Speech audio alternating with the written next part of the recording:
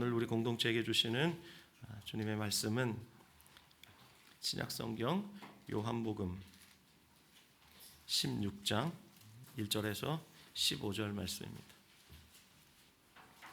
요한복음 16장 1절에서 15절 말씀.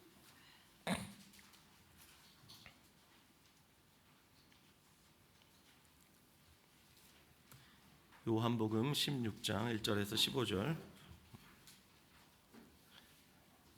우리 찾으셨으면 다 함께 봉독하겠습니다. 시작.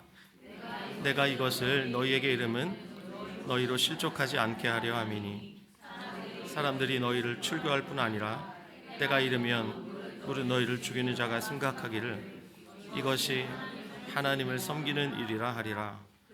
그들이 이런 일을 할 것은 아버지와 나를 알지 못함이라. 오직 너희에게 이 말을 한 것은 너희로 그때를 당하면 내가 너희에게 말한 이것을 기억나게 하려 함이니 처음부터 이 말을 하지 아니한 것은 내가 너희와 함께 있었습니다.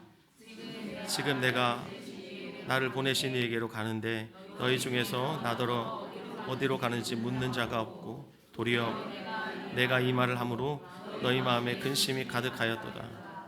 그러나 내가 너희에게 실상을 말하노니 내가 떠나가는 것이 너희에게 유익이라. 내가 떠나가지 아니하면 보혜사가 너희에게로 오시지 아니할 것이요 가면 내가 그를 너희에게로 보내리니 그가 와서 죄에 대하여 의에 대하여 심판에 대하여 세상을 책망하시리라. 죄에 대하여라 함은 그들이 나를 믿지 아니하며 의에 대하여라 함은 내가 아버지께로 가니 너희가 다시 나를 보지 못하며 심판에 대하여라 함은 이 세상 임금이 심판을 받았습니다. 내가 아직도 너희에게 이를 것이 많으나 지금은 너희가 감당하지 못하리라. 그러나 진리의 성령이 오시면 그가 너희를 모든 진리 가운데로 인도하시리니 그가 스스로 말하지 않고 오직 듣는 것을 말하며 장래일을 너희에게 알리시리라. 그가 내 영광을 나타내리니 내 것을 가지고 너희에게 알리시겠음이라. 무릇 아버지께 있는 것은 다 내 것이라. 그러므로 내가 말하기를 그가 내 것을 가지고 너희에게 알리시리라 하였노라. 아멘. 네, 오늘 전 여러분과 함께 봉독한 이 말씀을 중심으로 실상을 보라, 성령님이 동행하신다. 실상을 보라, 성령님이 동행하신다. 이와 같은 제목으로 하나님의 은혜의 복음 증거하도록 하겠습니다. 얼마 전 제가 아는 한 선교사님의 모친의 장례식장에 잠깐 다녀왔습니다. 장례식장에 들어가면 영정사진을 보게 되죠. 영정사진을 보는 순간 말로 표현할 수 없는 감동이 밀려왔습니다. 영정사진 속 그분은 웨딩드레스를 입고 계셨습니다. 왜 그랬을까? 아들 선교사님의 설명을 듣고 알았습니다. 어머니께서 신랑이신 예수님을 만나시기 위해 평생 순결한 신부로서 사셨음을 말씀해 주셨습니다. 그리고 때가 되자 자신의 영정사진을 그렇게 찍은 것입니다. 그렇습니다, 여러분. 그 선교사님의 어머니는 죽음이라는 현실, 그 너머의 실상을 보고 사셨던 것입니다. 그런데 오늘 본문의 제자들을 보면 이들은 정반대편에 서 있습니다. 실상이 아니라 지극히 현실적으로 현실 가운데서 그들은 두려워하고 있습니다. 예수님이 떠나신다는 말씀을 듣는 순간 제자들 마음속에는 죽음의 공포가 만들어낸 실상이 아닌 허상이 가득 차게 되었습니다. 그들을 향해서 예수님이 말씀하시죠. 내가 너희에게 실상을 말하노니.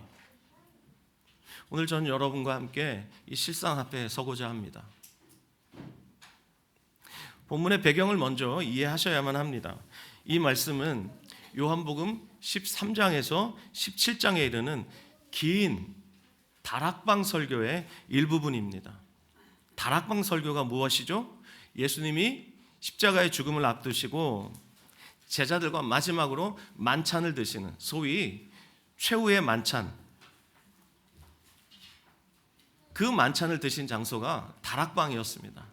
그래서 그 자리에서 만찬을 드시면서 제자들에게 유언처럼 고별 설교를 남기신 그 설교를 우리는 다락방 설교다, 이렇게 말을 하는데, 오늘 본문은 그 다락방 설교의 일부입니다. 자, 유언과도 같은 이 말씀 1절 한번 보시겠습니다. 내가 이것을 너희에게 이름은 너희로 실족하지 않게 하려 함이니. 자, 오늘 본문의 이 모든 말씀은 단 하나의 목적을 가지고 있습니다. 그것은 제자들로 실족하지 않게 하려는 것입니다. 여러분, 실족이 무엇입니까? 등산을 하다가 실족해서 낭떠러지로 떨어졌다, 뭐 이럴 때 우리가 실족이란 말을 쓰는데, 시험에 들었다, 이런 것도 실족의 일종이죠. 실족이란, 여기서 특별히 예수님이 말씀하시는 이 실족은 단순히 넘어지는 정도가 아니라 믿음에서 탈선하는 것을 가리킵니다. 최악의 경우에 가룟 유다처럼 예수님을 배신하는 것, 즉 배교하는 것까지 말하는 것입니다. 예수님께서 그것을 막으시려고 지금 본문의 말씀을 말씀하고 있다는 것을 우리가 염두에 두어야 하겠습니다. 그리고 2절을 보시길 바랍니다. 같이 읽겠습니다. 시작. 사람들이 너희를 출교할 뿐 아니라 때가 이르면 물은 너희를 죽이는 자가 생각하기를 이것이 하나님을 섬기는 일이라 하리라. 자, 예수님께서 지금 무엇을 예언하고 계십니까? 곧 닥칠 일을 예언하고 계시는데, 그것이 무엇입니까? 제자들이 출교를 당할 것이다. 그리고 제자들이 순교당할 것이다 라고 지금 말씀해 주고 계십니다. 여러분도 아시겠지만 사도행전 읽어보면 예수님의 이 예언대로 제자들은 큰 핍박을 당했습니다. 야고보는 순교했죠. 그리고 베드로와 다른 사도들은 끊임없는 살해 위협에 노출되어 있었습니다. 그리고 끝내 사도 요한 외에는 모두 다 순교의 제물이 되었습니다. 자, 그렇다면 지금 당장 닥칠 일들을 전혀 알지 못하는 이 제자들의 마음, 본문 속의 제자들의 마음은 어떻겠습니까? 예수님께서 출교당할 것이다, 순교당할 것이다 라고 말씀하신 것, 이것이 그들에겐 큰 근심이었고 또 두려움이었을 것입니다. 그런데 이들의 마음속에는 또 다른 마음이 있었습니다. 그게 무엇이냐면, 예수님만 함께 계시면 아무 문제 없어. 왜 그래요? 예수님은 무리를 거르신 분이에요. 보리떡 5개, 물고기 2마리로 남자만 5,000명을 먹이신 분이에요. 거센 풍랑을 잠잠하게 하신 분이에요. 그것도 말씀 한마디로. 그리고 말씀 한마디로 죽은 나사로를 살려내신 분이에요. 그런 분이 함께 계신다면 아무 문제가 없을 것이라고 제자들은 생각했을 거예요. 그런데 이런 상황이 닥쳐올 것이라고 말씀하시는 주님이 실상을 말하고 계시죠. 그건 뭐예요? 내가 너희를 떠나간다. 닥쳐올 미래도 너무 두렵지만 설상가상으로 예수님이 떠나신다고 말씀하고 계시는 거예요. 그래서 제자들의 마음이 근심과 두려움을 넘어서 점점 공포에 휩싸이기 시작합니다. 당연하겠죠. 여러분, 죽음이 두렵지 않은 사람이 있겠습니까? 그들이 점점 공포에 사로잡히고 있는데, 이런 생각이 그들을 지배했을 것입니다. 주님이 말씀하시는 이 일이 현실이 되면 어떡하지? 그때 주님도 안 계신다고 말씀하시는데, 그럼 우리는 어떻게 해야 되지? 우리가 요즘 요한복음을 묵상하고 있죠. 이 다락방 강화가 시작되는 13장부터 쭉 읽어보면 예수님께서 떠나신다는 얘기를 계속 하세요. 이해되지 않지만 그 말씀을 계속 하시는 거예요. 그리고 오늘 본문 말씀에서 드디어 출교, 순교에 관한 말씀을 하고 계시는 거예요. 동시에 여러분, 당시에 출교를 당한다는 얘기는 사회생활이 끝난다는 얘기입니다. 먹고 사는 문제가 낭떠러지에 선 것처럼 위기를 맞게 된다는 것입니다. 요즘 교회는 출교당하면 옆에 교회로 가면 아무 문제 없어요. 근데 당시에 출교를 당한다는 것은 공동체로부터 완전히 축출당하는 것이에요. 먹고 사는 문제가 정말 낭떠러지 앞에서는 그런 문제예요. 뿐만 아니라 순교까지 언급했으니까 이 죽음의 공포가 제자들의 마음을 사로잡았던 것은 사실입니다. 자, 그런데 이 제자들이 지금 공포에 사로잡혀서 그들이 혹이라도 맞닥뜨리면 어떡하나 하는 그런 가정은 사실이 아니었습니다. 제자들이 맞이한 실상은 무엇이었을까요? 여러분, 두려움이 아니라 평안이었어요. 절망이 아니라 소망이었어요. 이걸 제가 자신 있게 말씀드릴 수 있는 이유는 사도행전을 보면 금방 알 수 있어요. 제자들이 핍박 앞에서 어땠죠? 너무 당당하고 너무 담대했죠. 베드로와 요한이 그랬습니다. 하나님 앞에서 너희 말을 듣는 것이 옳은가? 하나님 말을 듣는 것이 옳은가? 너희가 판단하라, 이렇게 말했습니다. 그 죽음의 위협 앞에서 베드로와 사도들이 얼마나 당당했는지 모릅니다. 또 복음을 전하다가 붙잡혀서 매를 맞았습니다. 그리고 감옥에 던져졌습니다. 그런데 감옥에 던져진 바울과 실라가 어떻게 했습니까? 기쁨으로 찬양합니다. 매를 수십 대를 맞았습니다. 온몸에 피가 철철 흐르는데요. 그리고 캄캄한 감옥에서 신세한탄하지 않았습니다. 그들은 기쁨으로 찬양했습니다. 여러분, 이것이 그리스도인의 삶입니다. 이것이 기독교의 역설이에요. 또 이제 내일이면 감옥에서 끌려나가서 죽는 것이 예정되어 있는 베드로, 그날 밤 감옥에서 베드로가 어떤 반응으로 죽음을 맞이하고 있어요? 쿨쿨 디벼져 자요. 여러분, 이것이 무엇을 가리키는 것입니까? 성경을 읽으면서 이해되지 않는 여러 구절들이 있는데, 아니 내일 아침이면 죽어요. 12사도 중에 야고보는 이미 순교했어요.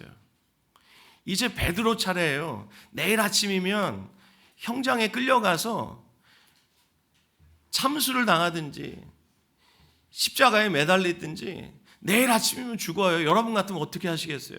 사지가 벌벌 떨릴 그런 일 아닙니까?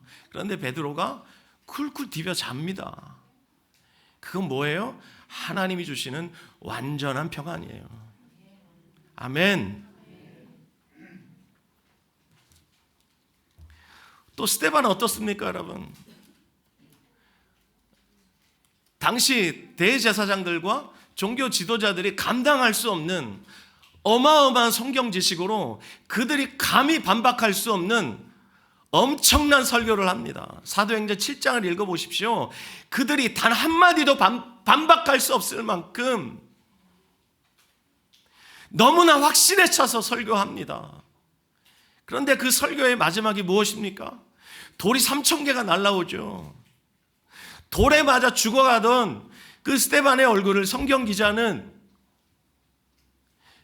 이렇게 기록하고 있습니다. 스데반의 얼굴이 천사의 얼굴과 같더라.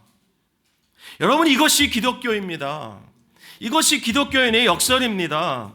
죽음의 공포 대신에 하늘의 영광에 사로잡혀 있었던 스데반의 이야기를 보면 지금 제자들의 두려움, 이들은 실상을 알지 못하기 때문에 그래요. 허상에 완전히 붙들려 지금 두려워 떨고 있는 거예요.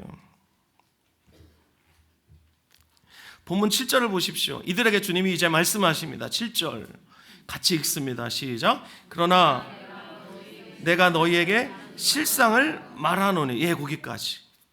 예수님이 실상을 말한다 이렇게 말씀하죠. 실상이라고 번역된 헬라어 단어는 뭘 뜻하는 줄 아십니까? 진리, 사실을 뜻합니다. 알레테이아라는 이 단어가 바로 진리 그리고 사실이라고 번역되는 단어예요. 근데 오늘 본문에는 실상이라고 번역되어 있는데, 자, 그렇다면 예수님 말씀하신 실상이 뭐예요?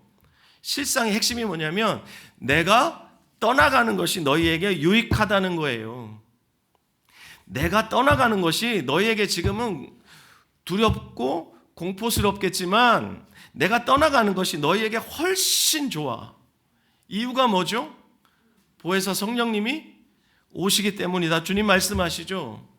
아멘. 자, 그러면 보혜사 성령님이 오시면 성령님이 어떻게 함께 하시는가? 자, 16장 앞에 14장 말씀을 잠시 보겠습니다. 14장 16절 17절입니다. 요한복음 14장 16절 17절 시작. 내가 아버지께 구하겠으니 그가 또 다른 보혜사를 너희에게 주사 영원토록 너희와 함께 있게 하리니 그는 진리의 영이라. 세상은 능히 그를 받지 못하나니 이는 그를 보지도 못하고 알지도 못함이라. 그러나 너희는 그를 아나니 그는 너희와 함께 거하시며 또 너희 속에 계시겠습니다. 자, 여기서 주님이 하시는 말씀의 핵심이 무엇입니까? 그가 오시면, 즉 보혜사 성령님이 오시면 성령님이 너희와 함께 하실 것이다. 언제까지요? 영원토록. 또 17절은요. 너희와 함께 하시는데 어떻게 함께 하세요? 너희 속에 계실 것이다. 자, 이것을 합쳐서 말해보면 이렇습니다. 보혜사 성령님이 오시면 그분이 너희와 영원토록 함께 계시는데 그 방식은 무엇이냐면 너희 속에 거하시면서 너희와 영원토록 함께 하실 것이다. 이렇게 말씀하세요.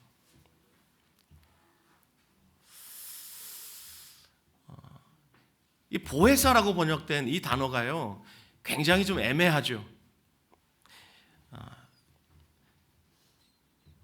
신약성경 원문이 기록된 그리스어를 보면 이 단어가 두 단어로 되어 있습니다.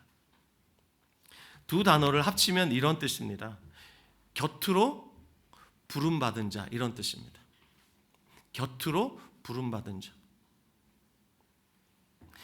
어떤 성경은 변호사 이렇게도 번역하고요. 어떤 성경은 위로자 이렇게도 번역하고 어떤 성경은 함께 걷는 자 이렇게도 번역합니다. 성령님의 이름이 여러 가지인데요. 예수님은 육신으로 오셨죠. 저와 여러분, 우리가 입고 있는 이 육신으로 2000년 전 저 예루살렘을 중심으로 하는 팔레스타인 땅에 오셨습니다. 그래서 예수님은 한 장소에만 계실 수 있었어요. 예수님이 예루살렘에 계시면 갈릴리 사람들은 예수님을 만나기 위해서 예루살렘으로 가야만 했죠. 한 장소에만 머무실 수 있었어요. 그렇지만 성령님은 영이시기 때문에 다릅니다. 모든 곳에서 모든 믿는 자의 마음에 거하실 수 있습니다. 그래서 여러분, 보혜사가 오신다는 것, 이것이요 얼마나 큰 복인지 제자들은 아직 알지 못해요. 특별히 여러분, 보혜사 성령님을 그 마음에 모시고 산다는 것, 보혜사 성령님이 저와 여러분의 속에 계신다는 것, 이것이 얼마나 큰 복인지 알려면 구약 성도들을 생각해 보면 우리가 금방 알 수 있어요. 구약시대, 그러니까 예수님이 오시기 전에 구약시대 성도들은 어떻게 살았죠? 성령님은 구약시대에 어떻게 활동하셨죠? 구약시대를 보면 성령님께서 어떤 특정한 사람에게 그리고 특별한 사명을 주시고 그 사명을 잘 수행할 수 있도록 그 사람과 함께 계셨어요. 함께 계시는 방식이 뭔 줄 아십니까? 그 사람 위에 계셨어요. 그 사람과 단지 함께 계셨어요. 떠나지 않으시고 함께 계셨어요. 그리고 그 사람이 그 사명을 끝내면 떠나가셨어요. 사는 동안에 그 사람의 사명이 끝나면 성령님이 잠깐 머무시던 성령님이 떠나가셨어요. 이것이 구약시대에 성령께서 사람들과 함께 하시던 방식이에요. 여러분, 다윗이 하나님 앞에 회개하면서 이렇게 기도했죠. 주의 성령을 내게서 거두지 마십시오. 이게 무슨 기도예요? 하나님이 지금 자기를 왕으로 세우시고 그 왕으로서 하나님 백성을 잘 돌볼 수 있도록 성령님이 함께하고 계시는데 지금 성령님이 자기를 떠나가실까봐 그게 두려워서 회개하면서 그렇게 말했던 거예요. 주의 성령을 내게서 거두지 마십시오. 자, 정리하면 이렇습니다. 구약시대, 즉 예수님이 오시기 전 하나님이 영으로 함께 하셨는데 그 방식은 뭐냐면 그 사람 위에 잠깐 머무는 방식이었어요. 그렇게 해서 왕이 또 제사장이 그리고 예언자들이 하나님의 특별한 사명을 잘 수행했습니다. 근데 신약시대는 방식이 완전히 바뀌어요.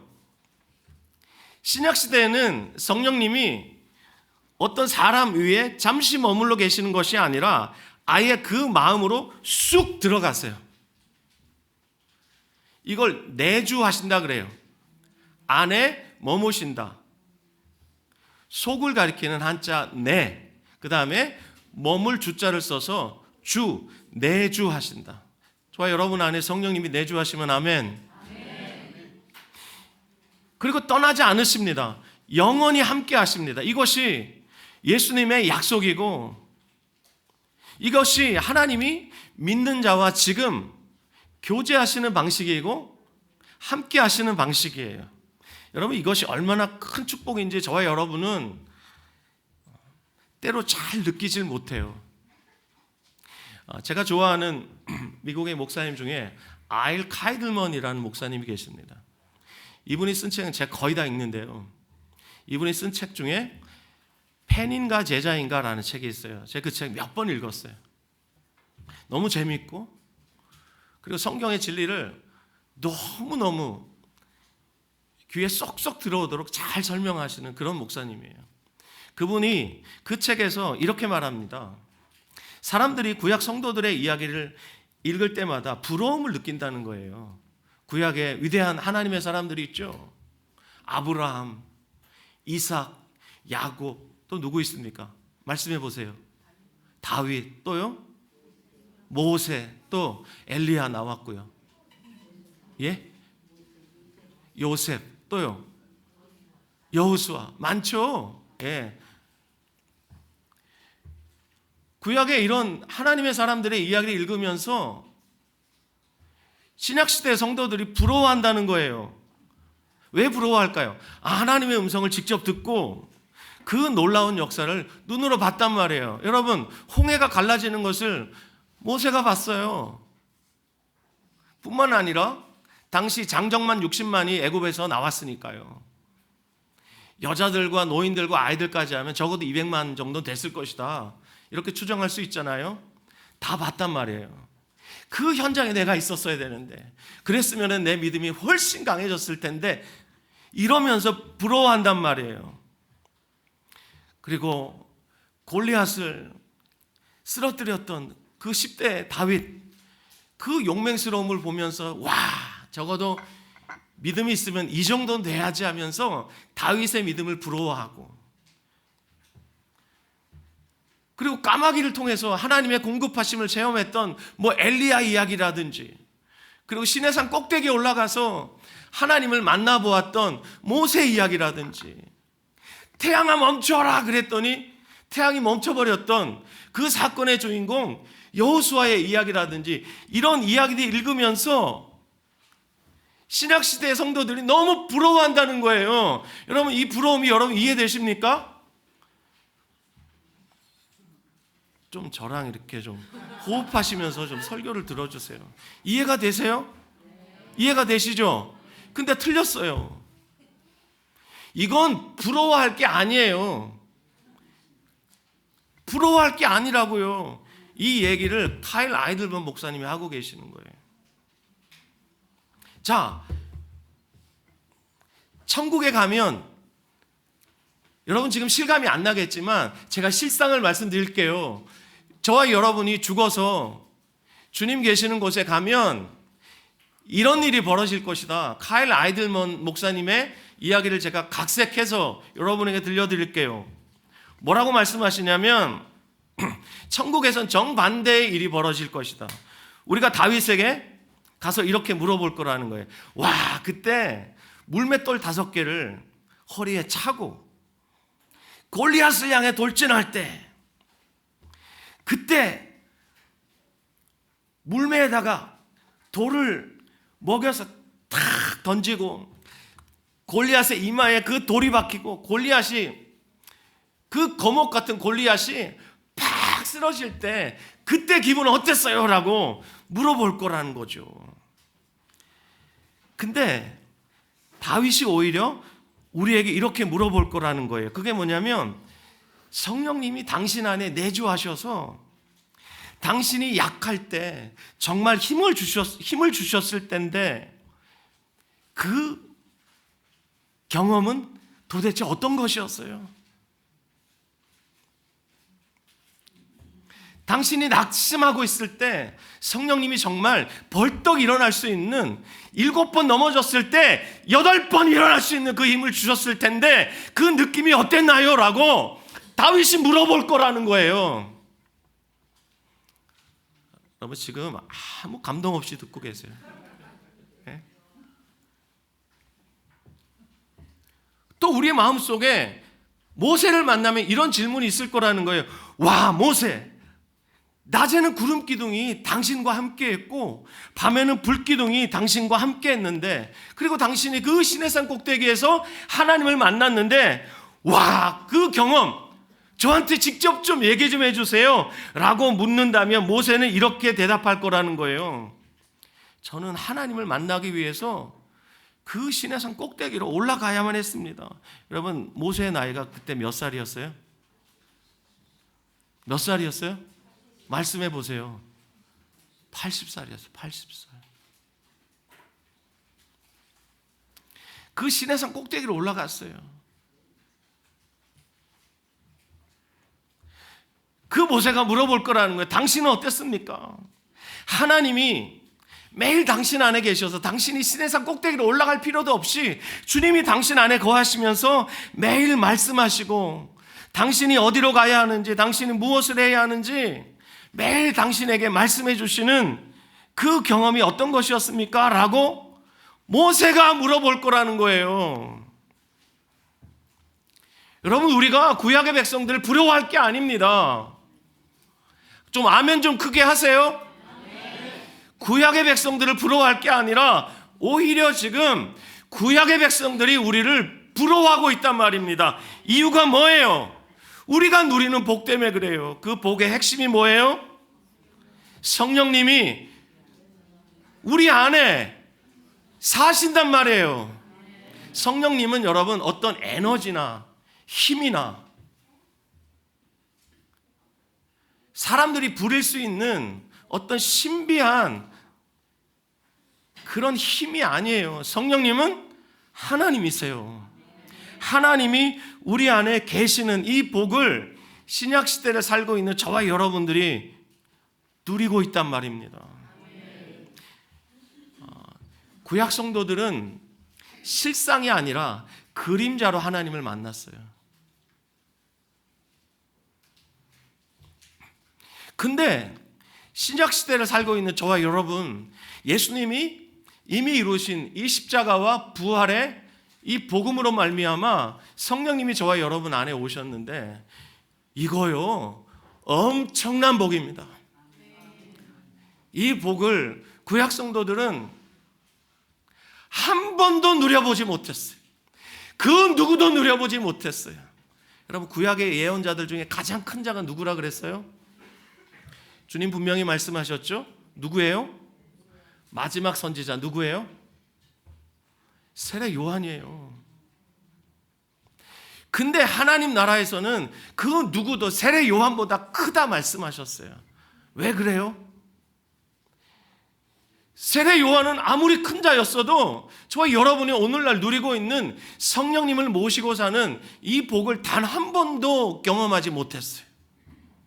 그렇기 때문에 저와 여러분이 누리고 있는 이 복이 얼마나 큰 복인지 알아야 됩니다. 자, 이 복을 저와 여러분이 알려면 성령님이 하시는 일이 무엇인지 알아야 됩니다. 그래야 그 일을 우리가 겪을 때 성령님이 지금 일하고 계시구나라는 것을 우리가 알게 돼요. 제가 성령님이 일하는 방식을 한 학기 동안 강의할 수 있을 만큼 그렇게 지금 이야기를 시작하면 오늘 큰일 납니다. 그렇기 때문에 오늘 본문을 중심으로 제가 몇 가지만 여러분에게 말씀드리려고 그래요. 그래서 본문을 보면서 성령님이 일하시는 방식을 여러분이 잘 아셔야 돼요. 그래야 지금 성령님이 일하고 계시는구나 라는 것을 알아차릴 수 있어요. 아멘.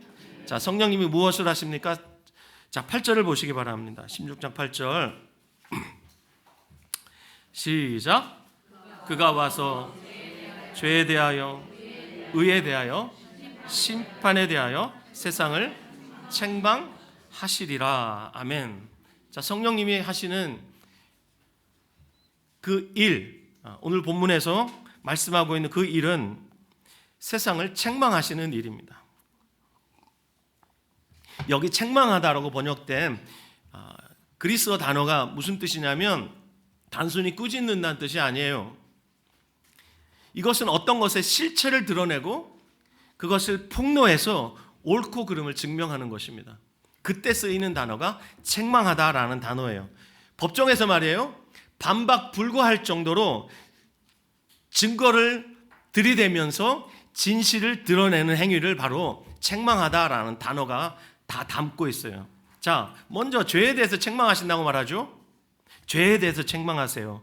여러분, 오순절에 베드로가 설교했습니다. 사도행전 2장 읽어보면 무식한 줄 알았던 그 베드로가 성령의 도우심을 받아서, 성령의 영감을 받아서 설교하는데요, 그 설교의 끝이 무엇입니까?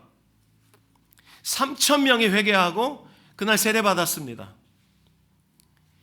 베드로가 뭐라고 설교했죠? 여러분이 잘 아시는 말씀, 사도행전 2장을 보면 36절, 너희가 십자가에 못 박은 이 예수를 하나님이 주와 그리스도가 되게 하셨느니라. 그 말에, 너희가 예수를 죽였다라는 그 말에 성령님이 강한 책망을 주시고 찔림을 주셔서 그들이 이렇게 말합니다. 형제들아, 우리가 어찌할꼬, 어떻게 하면 우리가 살 수 있느냐? 우리가 하나님을 죽였다 이러면서 유대인들이 가슴을 치면서 회개합니다. 그때 성령께서 죄에 대해서 깊이 책망한 것입니다. 자, 성령님의 책망, 첫 번째 죄에 대한 책망입니다. 두 번째 책망이 무엇이죠? 의에 대하여 책망하시는 것입니다. 여러분, 의에 대하여 책망하신다는 말이 여러분이 언뜻 이해하시기 좀 어렵습니다. 의에 대하여라 하면 내가 아버지께로 가니 너희가 다시 나를 보지 못하며, 참 알 것도 같고 모를 것 같기도 하고 그런 말씀이죠. 여러분, 예수님이 십자가에 못 박혀 죽으셨죠. 십자가 뭘로 만들어졌죠? 나무로 만들어졌어요. 자, 신명기 21장 율법에 따르면 한번 따라하시죠. 찾지는 마시고요. 나무에 달린 자마다 하나님께 저주를 받았습니다. 예수님이 나무로 만든 십자가에 달려 죽으셨습니다. 그렇다면 율법에 따르면 예수님은 저주받아 죽은 것입니다. 누구로부터요? 하나님으로부터 저주받아 죽은 것입니다. 근데 저주받아 죽은 줄만 알았던 예수님이 셋째 날에 부활하시죠. 여러분, 부활이 무엇을 가리키는 것입니까? 하나님께서 그 아들 예수가 의롭다고 선언하신 것입니다. 그 아들 예수는 사람들이 생각하는 것처럼 하나님의 저주받아 죽은 것이 아니라 그들의 죄를 담당하시기 위해서 그들 대신 죽었다는 것입니다. 죄 없으신 예수님이 그들 대신 죽으신 것이지 절대로 하나님께 저주받아 죽은 것이 아니라는 것을 주님께서 만천하에 드러내신 사건이 뭐냐면 그 아들 예수를 무덤에서 끌어올리신 사건입니다. 주님의 부활은 예수님이 옳다는 것을 인정하신 사건입니다. 그렇게 예수님이 무덤에서 나오시고 하나님이 예수님을 하늘로 끌어올리셨습니다. 자, 하늘 보좌를 버리시고 하늘로부터 내려오셨던 예수님이 이제 죽음을 이기시고 무덤에서 나오셔서 하늘로 끌어올려지셨습니다. 이것을 우리는 예수님의 승천이라고 하죠. 예수님이 승천하셔서 지금 어디에 계십니까? 하나님 보좌 우편에 앉아 계십니다. 율법에 따르면 저주받아 죽은 줄로 알았던 그 예수님이 지금 하나님에 의해서 의롭다 인정받으시고 하나님 보좌 우편으로 끌어올려져서 그곳에서 지금 역사를 주관하고 계시고, 할렐루야. 그리고 그곳에서 성령을 보내셔서 사도행전에서 우리가 볼 수 있는 제자들의 놀라운 삶을 가능하게 하신 것입니다. 여러분, 성령님이 오셔서 하시는 일이 무엇입니까? 예수님이 의로우신 분이라고 증거하시는 일을 하시는 것입니다. 의로우신 분은 오직 예수님 한 분밖에 없거든요. 자, 세 번째, 심판에 대해 책망하신다고 말합니다. 여러분, 예수님이 십자가에 죽으실 때 무슨 일이 벌어졌습니까? 어둠의 세력을 잡은 자 마귀, 죽음의 세력을 잡은 자 마귀는 자기가 하나님의 아들을 죽인 것으로 자기가 이긴 줄로 착각하고 있었습니다. 그런데 그가 예수님을 십자가에 못 박았을 때 예수님의 그 죽음은 죽음의 세력을 잡은 자 마귀를 멸하신 사건이 된 것입니다. 성경은 이것을 너무나 분명하게 말하고 있습니다. 여러분, 한평생 모든 인생은 나면서부터 죽음의 세력을 잡은 자 마귀의 권세 아래에서 죽기를 무서워하면서 한평생 종노릇해요. 여러분, 죽는 것을 환영하는 사람이 이 세상에 아무도 없어요. 모든 사람 할 수만 있다면 죽음이란 사건을 멀리 밀어버리고 영원히 살 것처럼 이 땅에서 살아가요. 하지만 반드시 죽는 날이 와요. 그래서 모든 사람은 죽음이 현실로 닥칠 때 두려워 떨게 되는 것입니다. 그것이 모든 인생이 지고 가는 운명이에요. 그런데 그 운명에서 예수님이 그 죽음의 세력을 잡은 자 마귀의 대가리를 박살을 내시고 그의 권세를 완전히 박살을 내시고 거기서 저와 여러분을 건져내셨다 이 말입니다.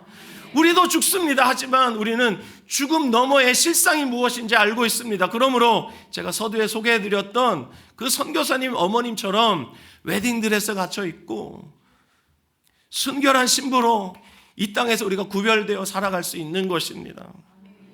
이렇게 성령님은 세상을 책망하십니다. 죄에 대해서 책망하시고 의에 대해서 책망하시고 심판에 대해서 세상을 책망하시는데, 그러면 여러분, 성령님이 하시는 일은 세상만 책망하십니까? 아닙니다. 여러분, 성령님은 하나님의 자녀들도 책망하십니다. 이걸 여러분 믿으셔야 됩니다. 하나님의 자녀들도 책망하시는데 이게 여러분에게 불편하게 들릴 수 있습니다. 우리가 자녀들 책망하지요. 심하게는 나가 이렇게도 하는데요. 얼마나 속이 터지면 그러겠습니까? 근데 이건 사랑이에요. 나가 죽어! 그런다고 진짜 나가 죽는 아들은 진짜 바보 같은 놈이에요. 사랑으로 책망하는 것입니다. 여러분, 우리 말씀 한 구절 찾아보겠습니다. 이 책갈피 하시고 한 구절만 찾아볼게요. 디모데후서 3장 16절 17절. 디모데후서 3장 16절 17절.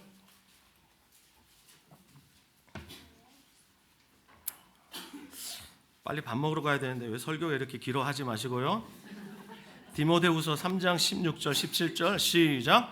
모든 성경은 하나님의 감동으로 된 것으로 교훈과 책망과 바르게 함과 의로 교육하기에 유익하니 이는 하나님의 사람으로 온전하게 하며 모든 선한 일을 행할 능력을 갖추게 하려 함이라. 여러분, 책망하시는 이유가 무엇입니까? 교훈하시고 책망하시고 바르게 하시고 의로 교육하시는 이유가 무엇인데, 이 가운데 책망이라는 단어가 있잖아요. 하나님의 말씀으로 성령님이 믿는 자들을 책망하시는데 이유가 뭐예요? 성도들을 온전하게 하시기 위해서. 이걸 다른 말로 성화라고 할 수 있겠죠. 우리를 예수 닮은 사람으로 만들어내시는 성령님의 일하심이 무엇입니까? 책망하신다는 거예요. 우리 기도하다가 책망받을 때 있습니다. 여러분, 기도하다가 책망받으십니까? 주님이 사랑하시는 거예요. 말씀을 읽다가 이 말씀이 너무 불편해. 그래서 이 불편한 이 말씀을 호식개수로 찝어버리고 그냥 다음엔 다시 안 읽어버리지 뭐, 이러고 싶은 마음이 우리 안에서 막 불뚝불뚝 올라와요.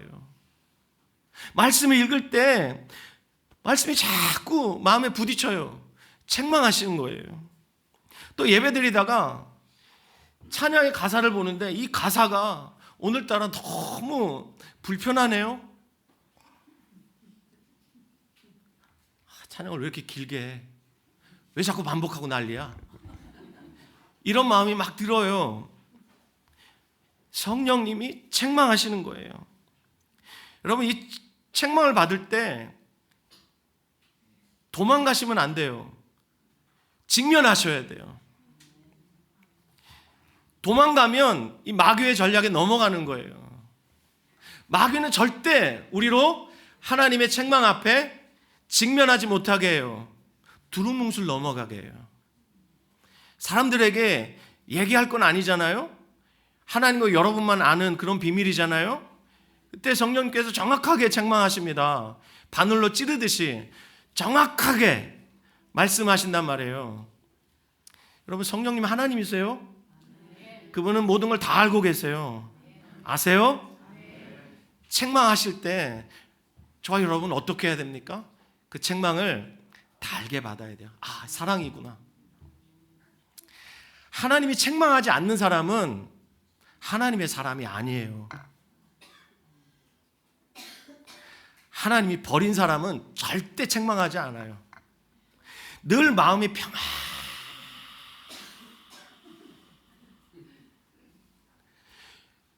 아니, 예배당에 나와서 예배 드리고 또 말씀 묵상하는데 늘 마음이 평안해요.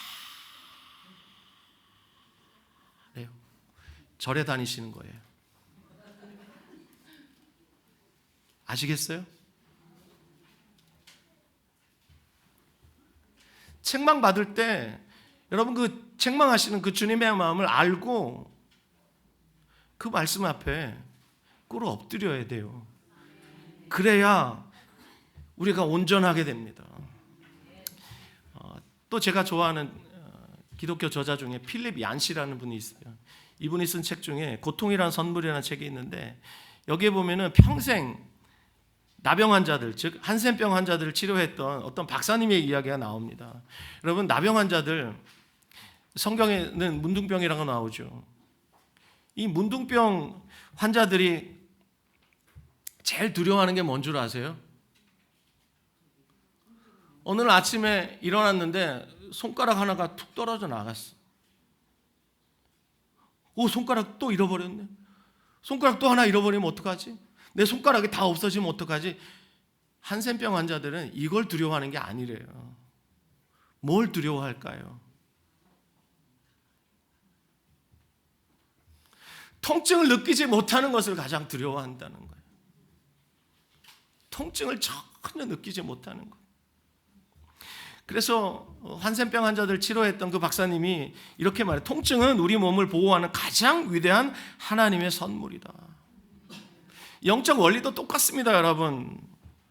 성령님이 우리의 마음에 찔림을 주시고 죄를 책망해서 거룩한 불편함을 주시는 것은 우리를 죽이기 위한 것이 아니라 우리를 살리기 위한 거예요. 우리를 예수님 닮은 거룩한 하나님의 사람으로 완성해 가시는 하나님의 거룩한 손길이에요. 우리의 영혼이 썩지 않도록 살려내시는 가장 안전한 하나님의 방법이 뭐냐면 영적으로 통증을 주는 거예요. 그게 뭐냐면 불편함이죠. 찔림이죠. 성령께서 세상을 책망하실 뿐 아니라 믿는 자들을 책망하십니다. 여러분 지난 한 주간 여러분 책망 받으셨습니까? 책망 받으셨어요?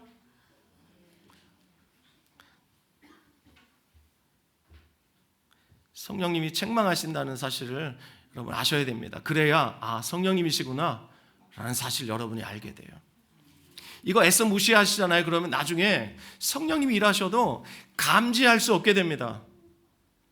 신약 성경은 우리에게 이렇게 말합니다. 한번 따라 하실까? 성령을 소멸하지 말라. 다시 한번요. 성령을 소멸하지 말라. 어떤 성경은 업신여기지 말라 이렇게 번역했어요. 업신여기다, 소멸하다는 말이 무슨 뜻이냐면 저 보세요. 오렌지 즙을 짤 때 어떻게 해요? 확 눌러서, 짓눌러서 그 안에 있는 진액이 다 빠져나오게 하죠. 우리가 성령님을 이렇게 대한다는 거예요. 성령님이 우리를 책망하실 수 없도록 성령님의 입을 막아버리고, 물론 성령님이 입이 있는 건 아니지만 막아버리고, 성령님이 전혀 말씀하실 수 없도록, 성령님이 우리 안에서 역사하실 수 없도록 우리가 성령님을 이렇게 짓눌러 버린다는 거예요. 그러면 당장은 우리의 마음이 편안하죠. 그렇지만 나중엔 성령님이 말씀하실 수도 없을 뿐 아니라 말씀하셔도, 성령님이 일하셔도 전혀 듣지도 못하고 성령님이시구나 라는 것을 감지하지 못하는 거예요. 그런 형편에 계신 분이 계십니까? 오늘 무릎을 꿇으시길 바랍니다.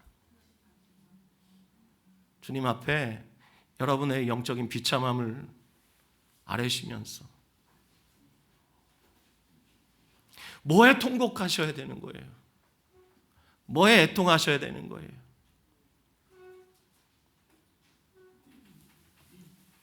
자, 성령님은 세상을 책망하시고, 두 번째, 믿는 자들을 책망하십니다.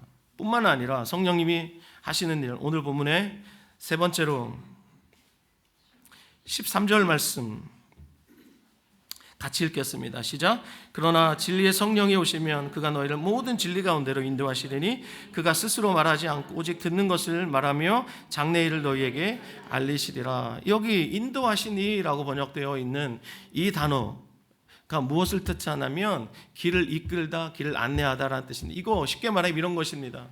성령님께서 우리가 가는 모든 인생길에 친절하게 동행해 주신다는 뜻입니다.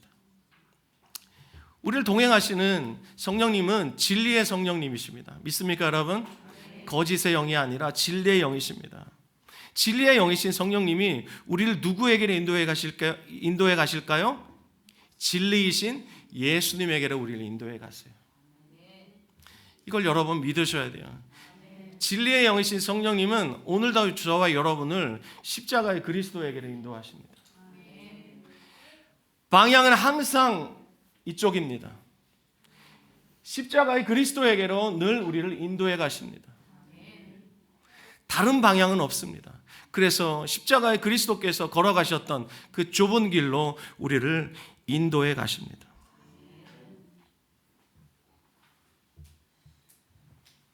(14절) (15절) 그것을 말씀하고 있습니다. 성령님이 우리를 어떻게 진리이신 예수님께로 이끄시는지 14절 15절 말씀 읽겠습니다. 시작. 그가 내 영광을 나타내리니 내 것을 가지고 너희에게 알리시겠습니다. 무릇 아버지께 있는 것은 다 내 것이라. 그러므로 내가 말하기를 그가 내 것을 가지고 너희에게 알리시리라 하였노라. 아멘. 즉 성령님은 우리의 인생길에 우리와 함께 걸으시면서 끊임없이 우리를 십자가에서 죽으시고 부활하신 예수님께로 우리를 이끌어 가시면서 그 예수님의 영광을 주목하게 하시고 예수님의 그 놀라우신 생명의 빛으로 늘 우리의 심령을 비추십니다. 그럴 때 이 제자들처럼 허상에서 깨어나 실상으로 우리가 살아갈 수 있는 것입니다. 여러분에게 이 아침에 한번 여쭤보겠습니다. 여러분은 성령님과 동행하고 계십니까? 눈앞에 어떤 고난이 닥치고 그래서 두렵고 그러면 우리는 육체를 입고 있기 때문에 허상에 갇혀버립니다. 그러면서 이런 생각을 해요. 하나님이 정말 나와 함께 하시는 거 맞아? 내가 기도하는 거 주님이 정말 들으시는 거 맞아? 이러면서 근심해요. 하지만 주님은 오늘 이 본문을 통해서 이곳에서 예배하고 있는, 그리고 인터넷으로 지금 예배하고 있는 여러 가정들이 있는데, 여러분, 우리 처음 사는 공동체 주님이 오늘 분명히 말씀하십니다. 너 허상에서 빠져나와. 그리고 너 실상을 봐. 내가 너희와 함께하고 있다. 주님 약속하셨어. 내가 너희를 고아처럼 버려두지 않겠다. 십자가와 부활로 죽으셨지만 죽음을 이기시고 승리하신 주님이 신약의 제자들, 예수님의 제자들 안에 오셨어요. 구약의 성도들이 그토록 부러워하던 그 일을 실제 되게 해 주셨어요. 그리고 제자들과 함께 동행하시면서 예수님 말씀하신 대로 세상 끝날까지 함께 하시겠다고 약속하신 그 약속을 지키셨어요. 제자들이 순교의 제물이 됐다 할지라도 마지막 죽는 그 순간까지 함께 하셨어요. 여러분, 영화 바울 보셨습니까? 보신 분 그 기억을 여러분 간직하고 계실 겁니다. 바울이 마지막에 단두대에 자신의 목을 스스로 얹으면서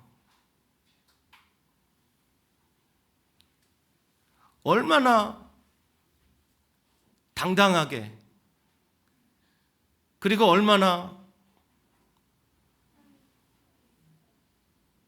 잠잠하게 예수님처럼 그렇게 죽음을 맞이하는 줄 아십니까? 그 영상을 보면서 저는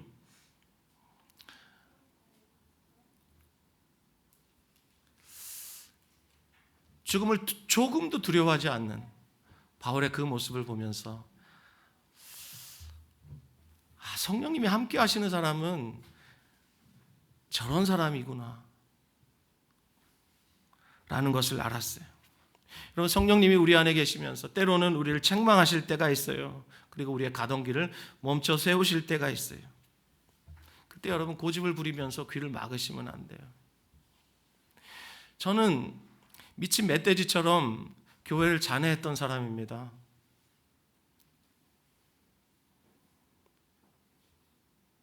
성령 받았네 하면서 성령님을 내 비서처럼 그렇게 부려먹었던 사람입니다. 성령님이 내 인생 복되게 해주시는 분, 내 인생 성공시켜 주시는 분, 부자 만들어 주시는 분, 내 팔자 펴주시는 분, 그래서 내가 목회 성공하고 수많은 사람에게 이름 알리고,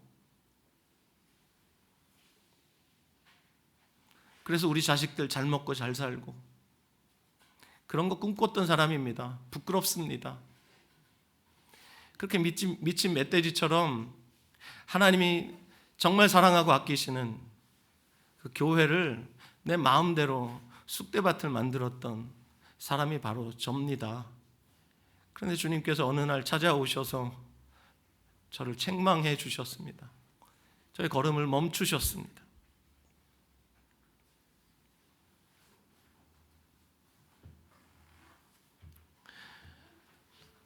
이번 한 주간 성령님이 여러분의 마음을 책망하실 때 귀를 막지 마시기를 바랍니다. 그 주님의 사랑의 음성에 귀를 기울이시기를 바랍니다. 그리고 그 책망 앞에 겸손히 엎드리시기를 바랍니다.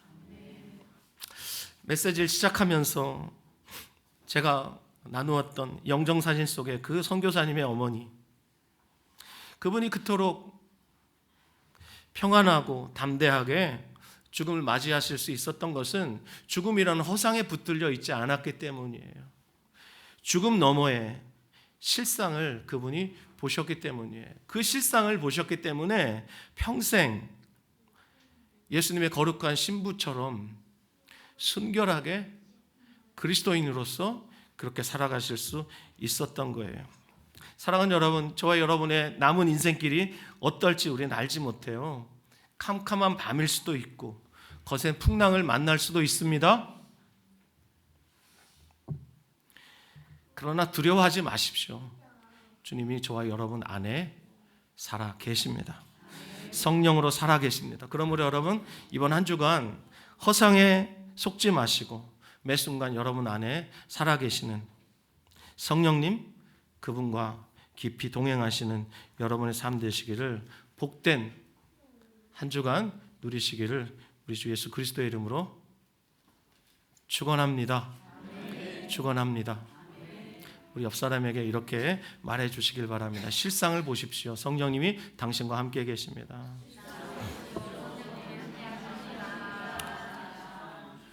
아멘. 네, 이 시간 우리 다 함께 자리에서 일어나셔서 찬양하셨으면 좋겠습니다. 예수 이름 높이세, 예수 이름 높이세.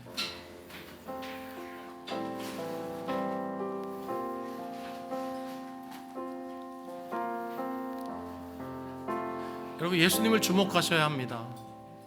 성령님이 하시는 일은 우리로 예수님을 주목하게 하시는 일입니다. 그 누구도 우리의 주인이 될 수 없습니다. 오직 예수님이 우리 인생의 주인이 되셔야 합니다. 우리 함께 찬양합시다. 수많은 무리들 줄지어 그분을 보기 위해 따르네. 평범한 목수이신 그분 앞에 모든 무릎이 꿇어 경배하네.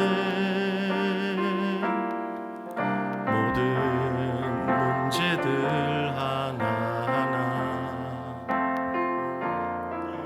죽음까지도 힘을 잃고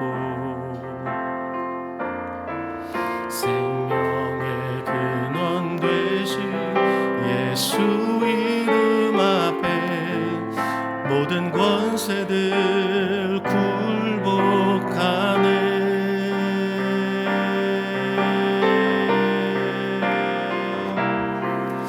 예수 이름 높이세. 능력의 그 이름 예수 이름 높이세. 구원의 그 이름 예수 이름을 부르는 자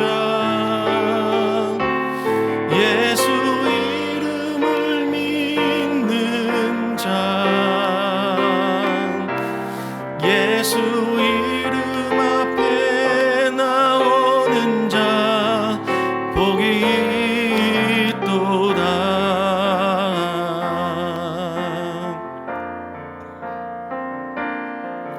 나의 계획이 실패하고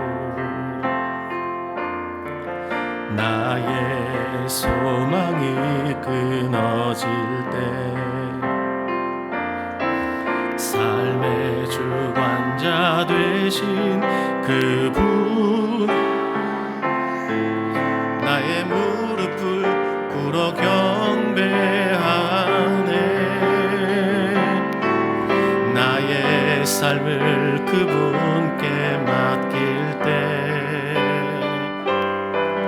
비로소 나의 마음 평안해. 생명의 반석 되신 예수의 이름을 소리 높여 찬송하네.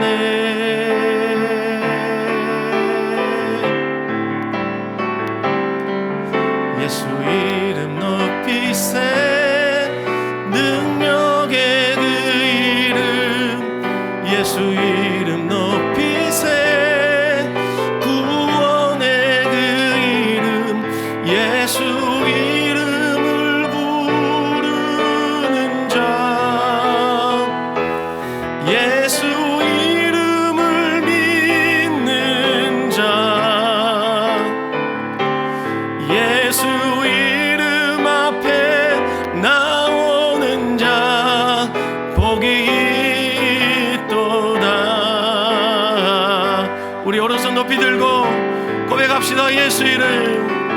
예수 이름 높이세 능력의 그 이름 예수 구원의 그 이름 예수 이름을 부르는 자 예수 이름을 믿는 자 예수 이름 앞에 나오는 자 복이 있도다. 다시 한번 힘을 다해 예수 이름 높이세. 아멘. 예수 이름 높이세 능력의 그 이름 예수 이름 높이세 구원의 그 이름 예수 이름을 부르는 자 예수 이름을 믿는 자 예수 이름 앞에 나오는 자 복이 있도다. 여러분의 가슴에 손을 얹어주시기를 바랍니다. 주님, 우리 눈을 가리고 있는 두려움과 염려라는 허상을 예수 그리스도의 이름으로 물리쳐 주시옵소서. 우리 안에 영원히 사시며 우리와 함께 걸으시는 보혜사 성령님의 그 벅찬 동행을 그 실상을 우리 눈을 떠서 보게 하여 주시옵소서. 어떤 고난 앞에서도 내가 고아처럼 버려진 자가 아님을 기억하게 해주시고 성령님이 주신 하늘 평안을 누리게 하여 주시옵소서. 우리 영혼을 향한 성령님의 책망에 민감하게 반응할 수 있도록 도와주시고 주님 말씀하실 때 또 주님 우리에게 불편함을 주실 때 찔림을 주실 때 외면하지 않도록 도와주시고 그것이 우리를 살리시는 아버지의 사랑임을 깨달아 즉시 주님 앞에 엎드릴 수 있는 은혜를 우리에게 허락해 주옵소서. 예수님의 이름으로 기도합니다. 아멘. 지금은 우리 주 예수 그리스도의 은혜와 하나님 아버지의 크신 사랑과 성령의 교통하심이 오늘 이 자리에 나와 실상을 다시 한번 주목하는 우리 모든 성도들, 배우의 가정과 사랑하는 자녀들과 섬기는 일터와 학업 위에 이제로부터 영원토록 함께 하시기를 간절히 축원하옵나이다. 아멘.